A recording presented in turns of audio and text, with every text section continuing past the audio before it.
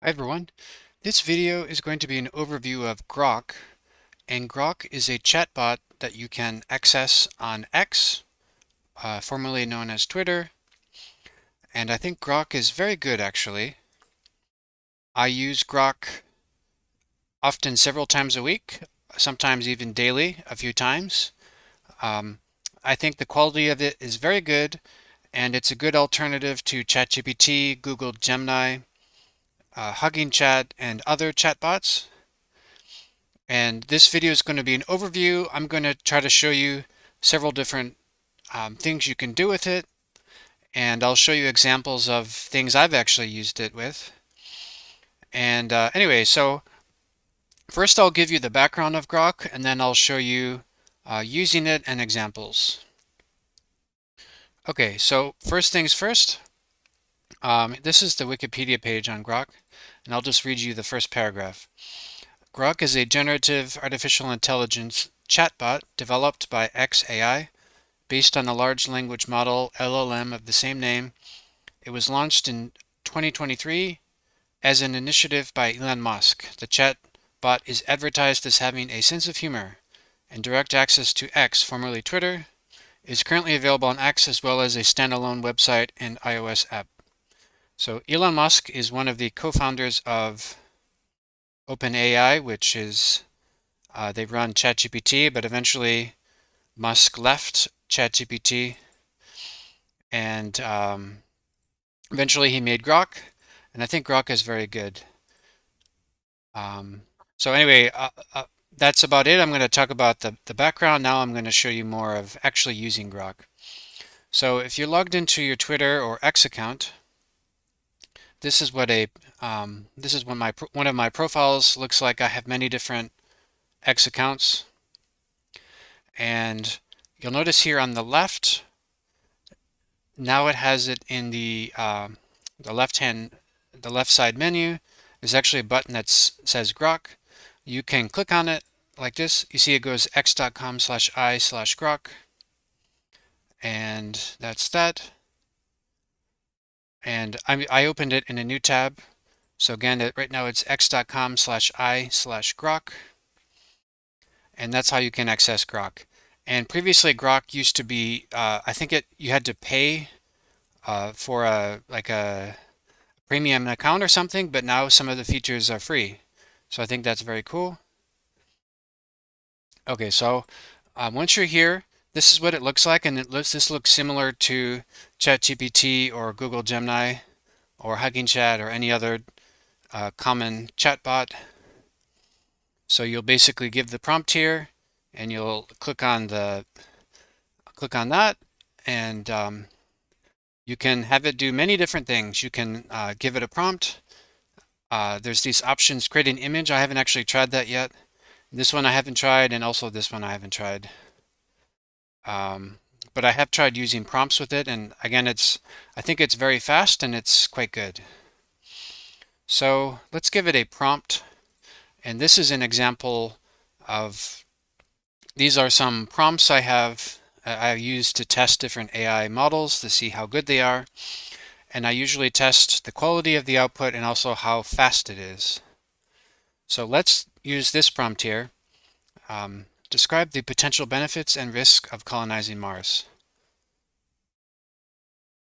So I'm going to do that. And this is very cool. It gives two different responses, actually. This is the first time I've seen it give two responses. Usually it gives one, only one. So it has one that has a really long response. Okay. You can see here that the output is really fast. And for me, having the speed be really fast is important because I'm not a patient person, and I can also get a lot more done if it's really fast. So let's just read some of the responses. So benefits of colonizing Mars: 1, human survival and expansion; scientific discovery; technological advancement. Okay, I think these are all great answers. Risks of colonizing Mars: environmental damages, health risks, psychological and social issues. Okay, so I think that's a great answer. So that was already a prompt that I already had, and I'm just going to come up with a new prompt just right on the spot. Teach me about the planet Jupiter. I'm curious. Okay, so there's a lot to this. One, it requires background knowledge, and actually giving a good answer is difficult. So let's see how it does. Teach me about the planet Jupiter. Jupiter, the fifth planet from the Sun, is the largest in our solar system and is known for its striking features and significant influence on its surroundings. Here's a detailed look at Jupiter. So basic facts, physical characteristics. Okay, so I think this is all great. Great answers. It knows about its moons, physical characteristics, and more. So I think that's really a great answer. Okay, and then let's just do one more thing. Say, teach me about the modern history of, let's come up with a country here. Let's say, teach me about the modern history of Brazil.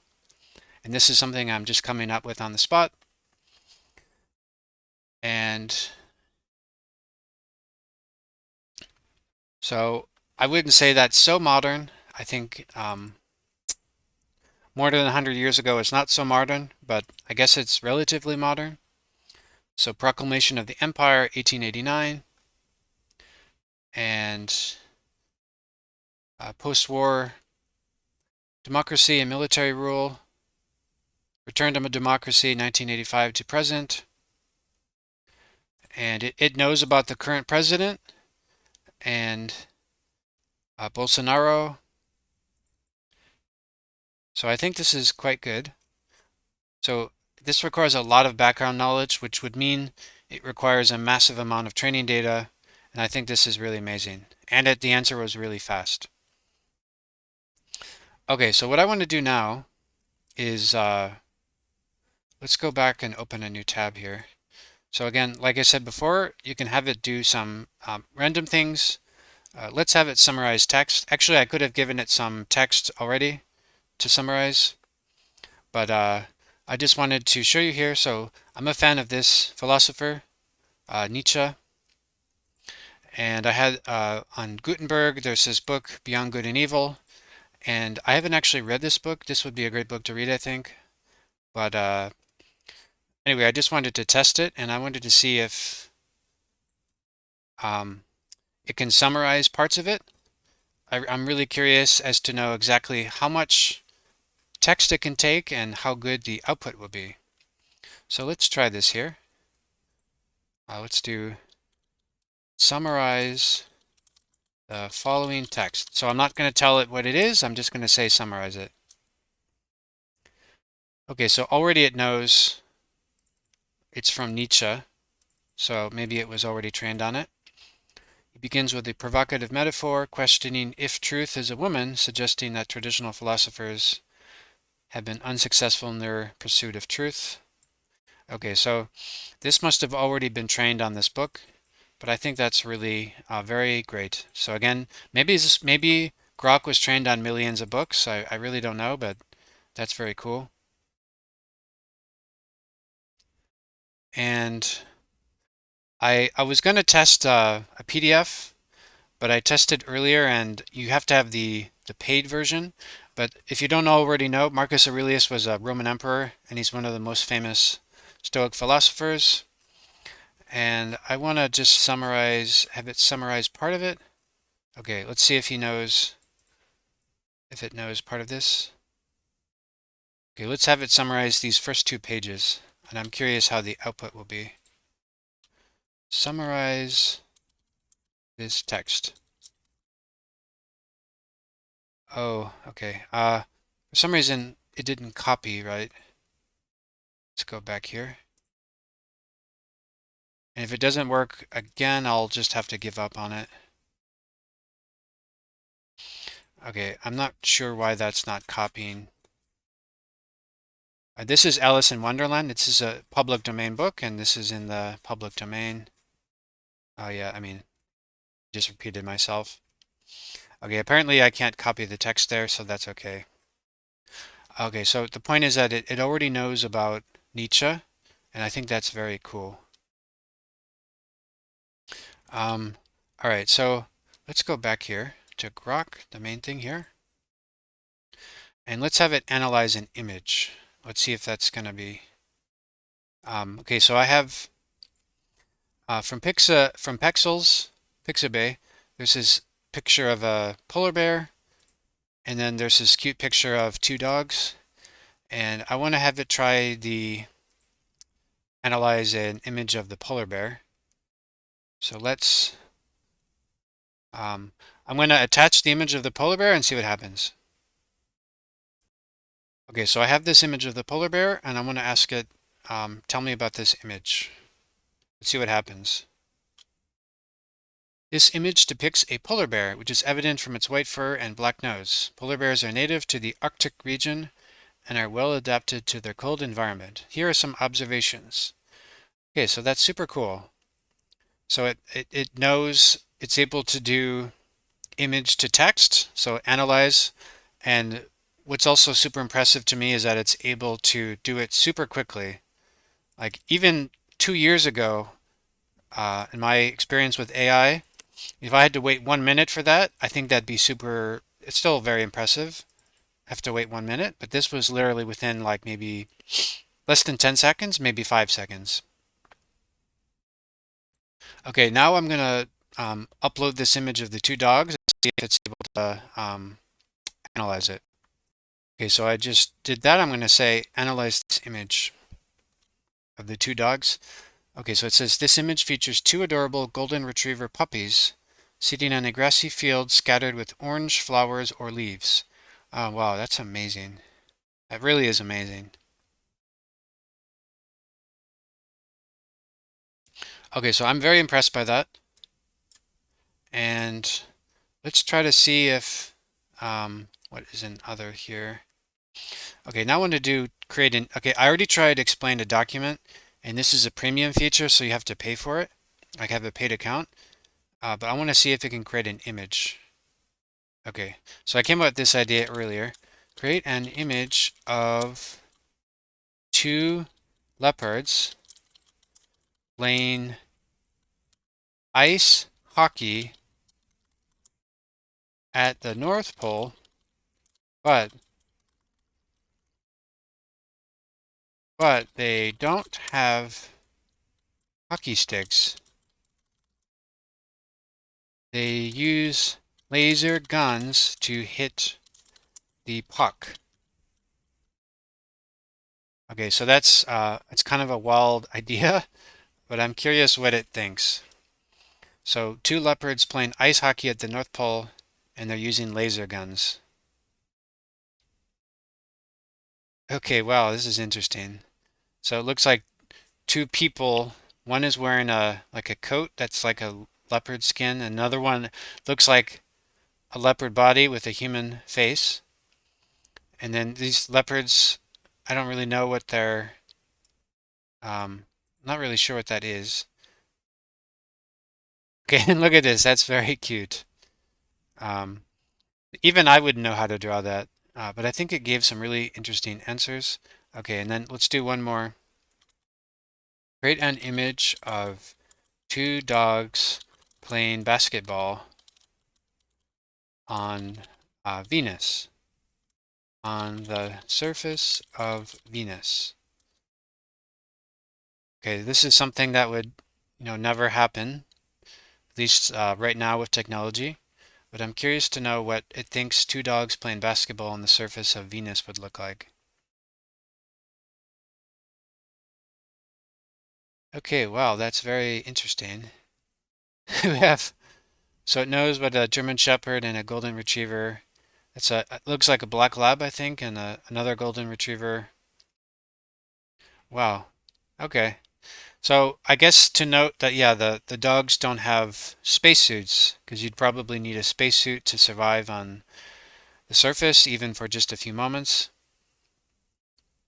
But I think that's very good, and it at least knows. Um, well, yeah, I mean, um, I think these images look good. Yeah, like there's missing some realism, but I think it's so cool that it's able to even come up with a possibility. I don't know why the dogs. It looks like the basketballs are almost like part of their mouth, almost like their mouth absorbed part of the basketball. But I think that's Yeah, it looks really cool. Okay, and then let's go back here. Okay, so, and then I want to try search. Um, okay, search about what is happening with deep seeks. Um, new top AI model. Okay, so DeepSeek is another top um, sort of chatbot, and it has some open source models that are really good. And I'm curious what it thinks if it's able to search on the internet. I've never actually had it search on, or maybe it's searching Twitter posts. I'm not actually sure. So it says DeepSeek, a Chinese AI startup, has made significant waves in the tech industry with the release of its latest AI models, particularly DeepSeek R1 and DeepSeek Dash version Dash V3. So I think that is very, very cool. Oh, wow. Okay, cool. It gives the sources like CNN, AP, Reuters, Yahoo News. Okay, so it seems to be mostly US sources, but yeah, I mean, there would be sources all over the world for this. But I'm not sure if this comes from Twitter posts and they're linking to that, or they've actually scraped sites on the internet. I'm not sure, but I think that's really, really cool.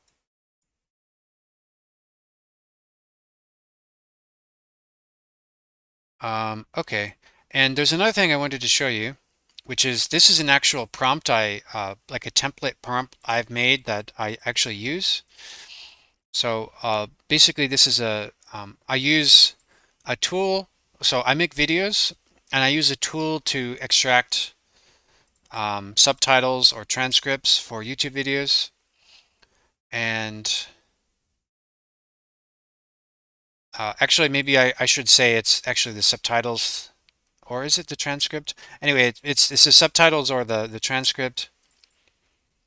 Um, and so I tell it, okay, here's a transcript.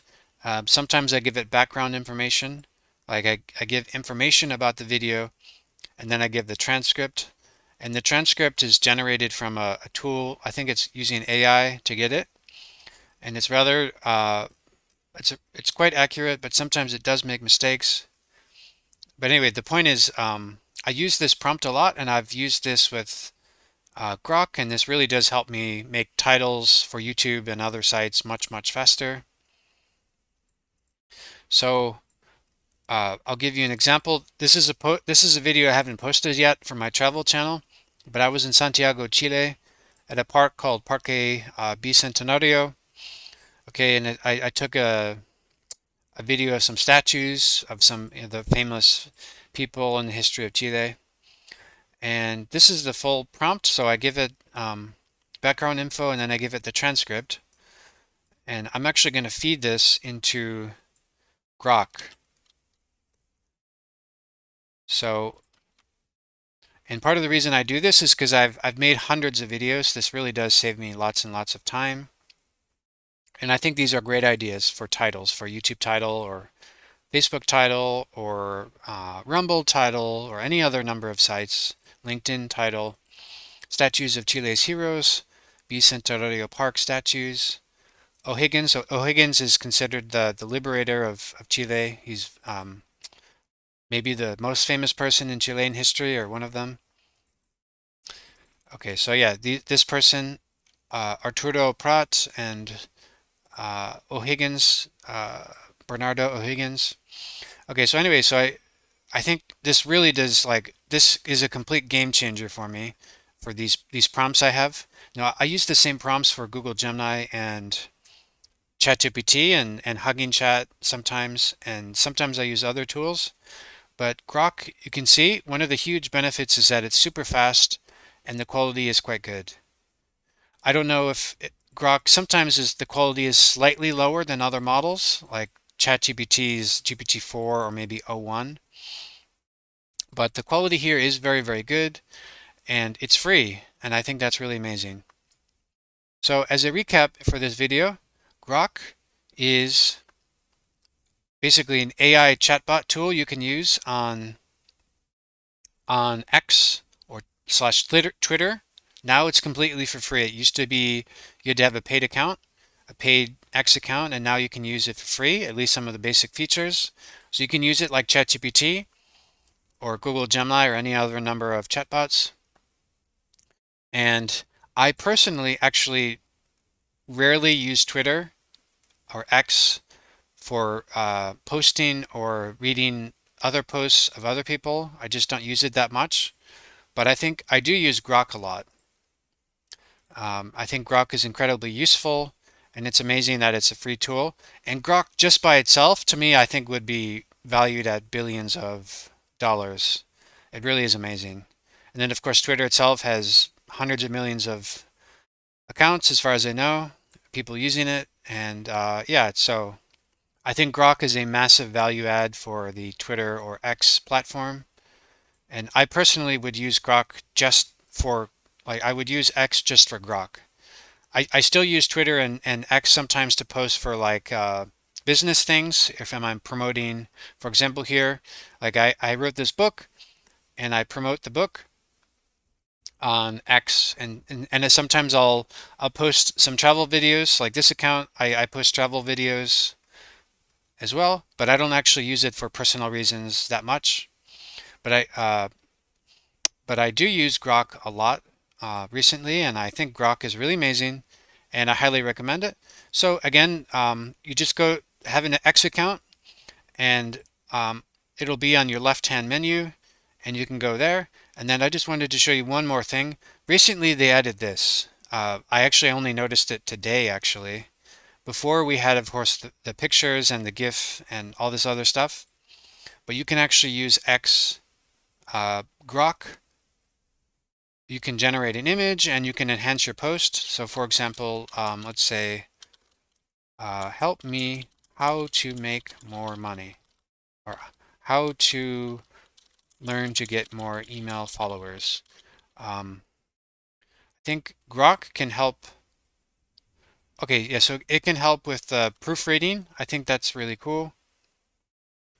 Or you can say, for example, shorten this, learn to. Okay, I actually wouldn't use that much, but let's. And then I can say generate an image, for example, generate an image of a bear eating chocolate ice cream while, okay, oh, I don't want it too complicated. Let's just see that. Generate an image of a bear eating chocolate ice cream. So just keep it simple. And yeah, I think that's really cool. And again, I personally am always amazed at how fast this is, because even if I had to wait a few minutes for this, this is still amazing. It's way faster than a person can produce, this by, graphic a designer. This might take several minutes or even hours to make one of these images. I think this is very, very amazing. And this literally was less than a minute to make this. So I think this is the best image, but I like this one too, and this one. I think that's cute. So let's just say I want to use that one. So yeah, you can, and then I could post this. For example, this is an image generated by Grok.